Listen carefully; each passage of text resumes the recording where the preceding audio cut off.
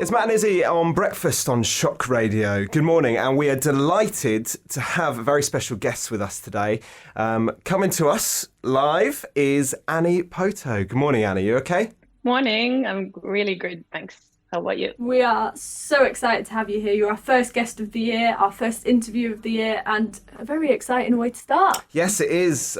We've been looking forward to this all week. So we're going to talk a little bit about what you've already released so far and the exciting things that you've got coming up, including a visit to Manchester, which is where we're talking to you from today. But let's head back to May first of all. You released your you released your most recent single on the 12th of May called 33610 ahead of your latest album, The Rising. Can you just talk to us a little bit about what that single sort of means to you, where the name comes from, etc.? So obviously, as many of my fans have already figured out, it's a postal code, and it's a postal code that is really dear to me. And in a nutshell, the song is about just like realizing that when you were a kid, you were so open, you were so curious, you were so just like had a great attitude, and then we kind of just get really caught up. And so it's just kind of the song for me is a reminder of get that 6-year-old Anni's attitude a little bit back and stop being so, conservative or kind of prejudiced of, adult or mature. And yeah, so that's what the song is about, kind of childhood nostalgia. And also what is interesting that my hometown, Tampere, it's called the Manchester of Finland because it's a big it's actually that's what it's called, and it's because it's a massive factory town, and that's where the postal code kind of comes from as well. When you visit next month, it'll be a home from home. Well, I mean, I've never visited or I've never been to Manchester before, but I really look forward to visiting, and I've heard so many great things about it, so yeah, it's a beautiful city, and we're looking forward to having you in our beautiful city as well. You talked a little bit about there that the song's sort of reflecting back on childhood. What are your best memories from childhood, would you say, that have influenced this song? Being just so carefree. I guess that's what we all kind of reminisce from being a child, and yeah, just like and being so curious and kind of whatever you were doing, you were like, yeah, let's go do this. Or like, and not like, in all the kind of ponderings and hesitations, and there were none. And also the kind of attitude that you can learn anything and you can do anything. And that kind of like whatever you put your mind into, you actually, if you just work hard, then, you practice, or, you can learn play piano, or you can learn how to speak another language, or, you can get a career. And obviously, as we grow up, obviously, it's not as simple as that. But I think every one of us could do with a little dose of that kind of not childish, but childlike attitude. Yeah, I really like that ethos. Yeah. I think that's the sort of thing you want in songs. It's sort of empowering in a way, because you're thinking, actually, yeah, that's what we all need. With the writing process, was it something that sort of came out quite easily? Was it something that you had to work on for a while to produce? Yeah, I mean, actually, that song took a while, because sometimes what happens is like when you have like some tiny bit that's like you really feel like, okay, there is something really important or precious to me, and you feel like, okay, this is going to be good, and you're excited about it. But sometimes then writing some other parts of that song becomes quite tricky, because you really want to kind of respect the great, So sometimes, for example, this took a while to figure it out. But I mean, then the Rising album that's still coming, that's been a long process, and that has taken its time, but it's been all good. And also, it's been a kind of great teacher for me to learn patience and just trust the timing. So, tour coming up. Supporting Scouting for Girls, starting November 3rd in Edinburgh. How did that all come about? I have a beautiful professional team that keeps on bringing these wonderful, unimaginable opportunities to me. And that's how it goes. I honestly, I don't really know. These guys are, doing the heavy lifting for me right now. And I'm just so grateful for this opportunity and all the other stuff that keeps coming. You playing a lot of dates. It looks like quite a busy month you've got coming up. Yeah, Where- it's 22 gigs in a month. So Yeah, I mean, that's fair play. Where I couldn't do it. Yeah, no. Whereabouts on the tour are you most excited to play? besides London, I have not really visited that many places in the UK. So besides actually being super excited to get to meet all these fans and new people and just getting to play and etc., I'm also, there's a tourist in me, just so excited to get to actually just travel the most of the island and just see all these places and just like sit in the car and see all these, the scenic views and just visit places. So obviously the start is quite something, because that's when the thing starts. So Edinburgh is definitely it's going to be really excited, and obviously in London when it finally ends at the Camden Roundhouse. But for me, every single concert is going to be like a core memory, because I have not been into these places, and so it's like so many things happen for the first time. So I'm equally, I know it's a bit of an annoying reply maybe, but I'm equally excited for each and every what you place. should have said is obviously the best city in the whole country, which is Manchester on November 8th. We're very much looking forward to that one. But I just don't want to sound rude to, to the no. But yeah, but obviously then the next time, when the next tour comes, then I can be all judgmental about like, yeah, the Manchester was great, but I will never go to that. I don't know, what is your rival? Is Liverpool your rival? Yeah, it's quite close, isn't it? It's probably the closest big city. Yeah. So maybe I'll try to avoid that in the future. I don't know. The funny thing is, neither of us are actually from Manchester. No, neither. We're both just at uni here, so. But we've adapted the city to be our own now, and we can't wait to have you in it. Yeah.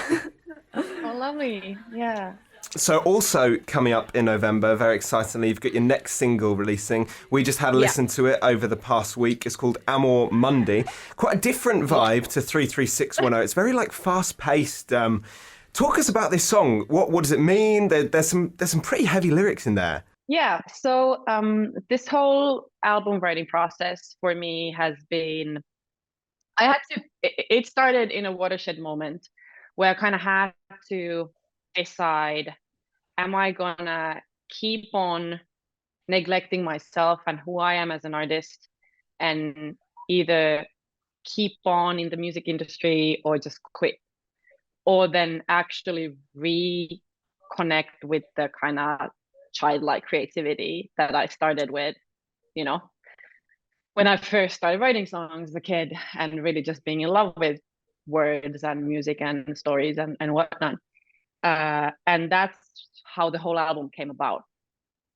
And I really wanted to study kind of different emotions. And Amor Mundi is, it's so my favorite philosopher, I know this is kind of on the deep end, but my favorite philosopher is Hannah Arendt, and she has this concept of Amor Mundi, which basically means that we need to love the world, not like uncritically, not being like happy-go-lucky or this toxic positivity, or not be ignorant, but kind of realizing that it is what it is, but I'm still gonna love it. And also kind of like being a white heterosexual woman, like I am the second most privileged person in the world. And what does it mean? And it's super uncomfortable. And this song was just something that actually I'm quite intimidated to put it out. But for me, kind of comes with a question mark, kind of like, hey, this is something that I've been thinking about, or this is where I'm at with my process.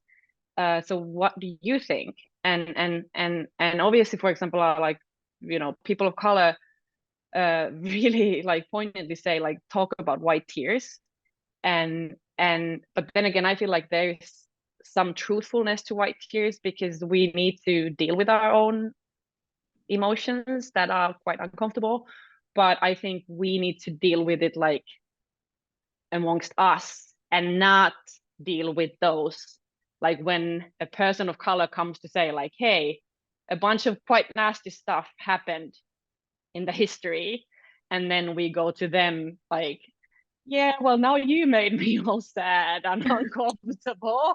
And it's like, yes, maybe the uncomfort is real, but yeah. So this song, and obviously all, environment, everything that's going on in the world, we feel so helpless. At the same time, we kind of know we are part of the problem. But so it's a big song, and I'm myself a bit intimidated to put it out. But everybody who has heard it has been super kind of encouraging that the world needs this song, or at least these people who have already heard it, and even a long time ago.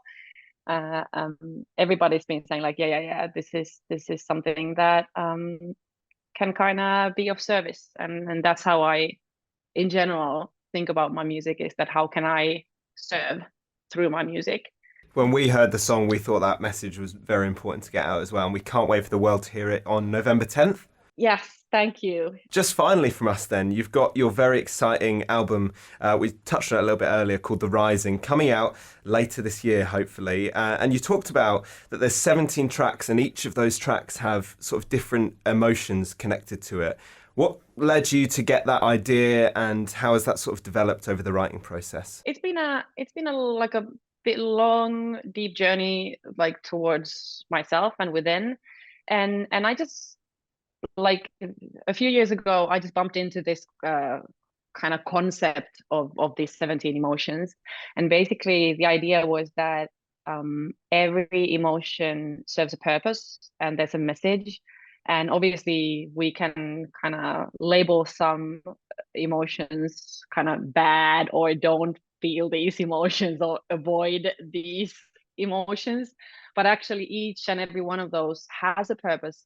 And obviously it's nicer and kind of better if we kind of try to be towards more love and joyfulness, peacefulness, willingness, reason, these kind of a bit more uplifted emotions. But at the same time, emotions such as shame, guilt, grief, fear are there to kind of guide us and tell us something. And it was more for quite like personal and just like really personal reasons that I realized, okay, this kind of provides like a nice, like a box or a vessel or frame for me to do the inner work, while also shedding certain parts of me that I kind of created to be able to work in the music industry. And I realized that weren't serving me as an artist, and the artist I felt like I ought to be. So then that became the framework, and it's been really interesting, and also to kind of discover like what emotions have been the most difficult, and also that, for example, some of the really like happy emotions have been in different ways. So for example, it's kind of easy to be, for example, angry or sad, but suddenly if you need to actually like really tune in with joy, it's not it's not actually as simple as you might assume. So yeah, so it's been really interesting, and because sun and sunrise is like a personally for me like just an important symbol. I just like sunrises and sunsets. And I mean, yeah, so the rising also, it's a metaphor for the personal journey that I've been doing, and hopefully again for a journey that I can support other people in through my music. I think one of the things I found with it, with your whole work as a whole, was how self-reflective it makes me.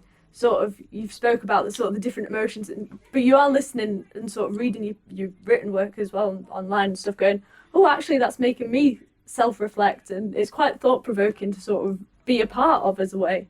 And I know we're just humble listeners, but it's really, it's lovely to hear, and it's also lovely to see sort of that sort of topics being brought into songwriting, because I think a lot of the mainstream music at the moment is obviously, there's a couple of topics that it just centres around all the time. So being able to listen to something fresh that's sort of more personal, and like you say, you understand why it's intimidating to release, because it's almost like a child that you've been working on, and it's so personal to you, but it you know, for other people it's so relatable. So to put that out into the world, it must be, terrifying. Well, thank you. And I really appreciate it, and I always say, like, being a humble listener, but no, honestly, it's like, what is an artist without the audience? And it's always, it's not that, I'll do anything to be famous just like me. Of course, it's not that, but there has to be a conversation.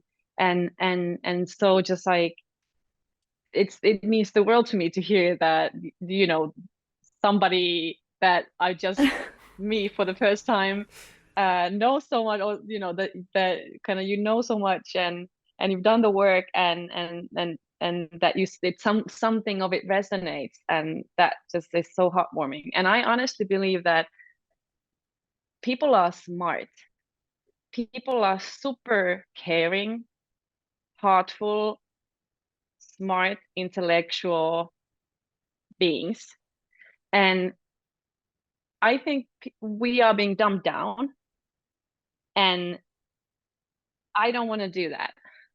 Like, my people in general, and people who are kind of following me or listening to my music, they are just like, they are smart, kind, wonderful people, and I'm kind of glad that that's what my music also brings out in people. I think that's such a beautiful message to end on. Thank you so much, Anni, for coming onto the show today. And if you happen to be seeing Scouting for Girls on the 8th here in Manchester, make sure you get down early to catch Anni. Thanks so much. Yeah, thank you so much.